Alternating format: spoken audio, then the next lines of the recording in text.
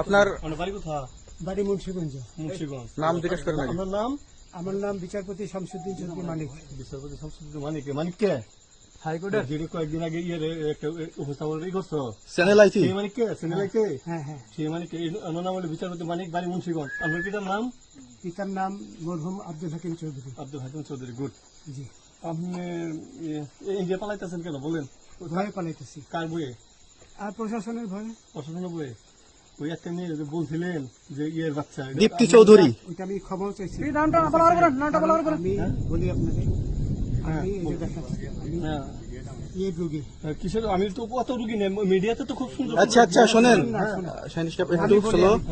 আপনার কাছে এই মুহূর্তে এরা যখন ধরছে আমাদের প্রতিনিধি কি কি ছিল সাথে? আপনার সাথে কি কি ছিল এটা বলেন। আমার সাথে ছিল ব্রিটিশ পাসপোর্ট, হ্যাঁ, বাংলা পাসপোর্ট, বাংলা পাসপোর্ট, টাকা টাকা, আর কটা